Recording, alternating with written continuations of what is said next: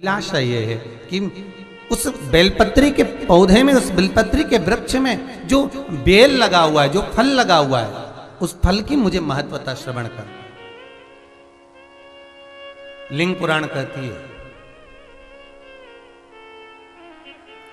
महाराज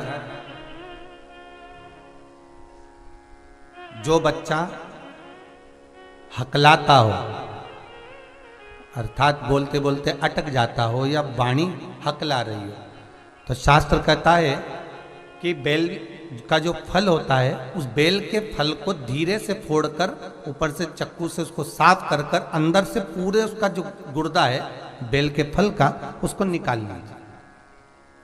और उस बेल के फल का जो गुर्दा है उसको निकाल कर वो खाली कर लीजिए बेल का।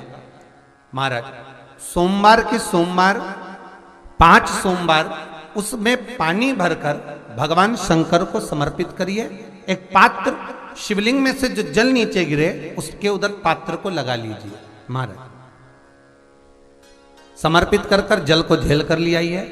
जो व्यक्ति वाणी से हकला रहा हो उस व्यक्ति को वो जल भगवान शंकर का जो शिव महापुराण का मूल मंत्र है, श्री शिवाय नमस्तुभ्यम, उस मंत्र का जाप कराकर धीरे धीरे बुलवाते हुए उस पानी को पिलाना प्रारंभ कर दीजिए।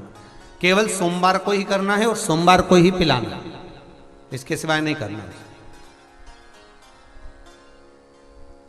महाराज जैसे मंत्र बोलते जाए, श्री शिवाय नमस्तुभ्यम बोलते जाए और धीरे धीरे उसको पानी पिलाते जाए, श्री शिवाय नमस्तुभ्यम बोलते जाए और पानी पिलाते जाए। महाराज धीरे धीरे आप 5 सोमवार करोगे, उसकी वाणी में अटकना बंद हो जाएगा, धीरे धीरे उसकी वाणी श्रेष्ठता की ओर अग्रण्य होगी।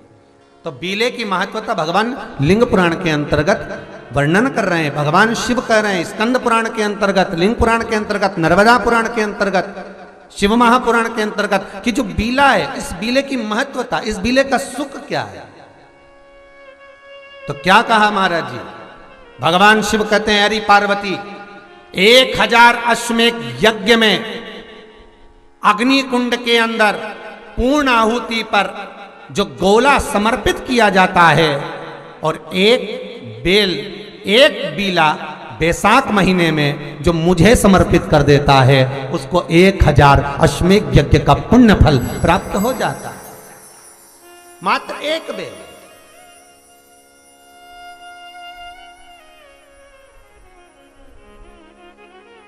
बहुत अच्छे से समझना महाराज, फिर समझ लीजिए।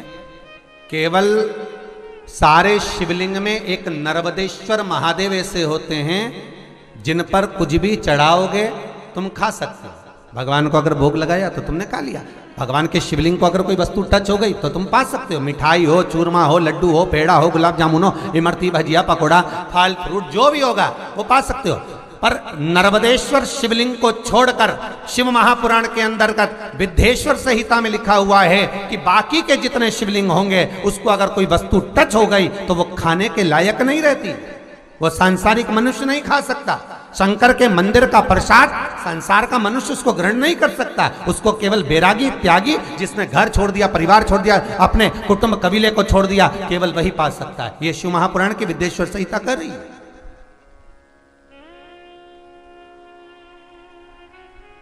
पर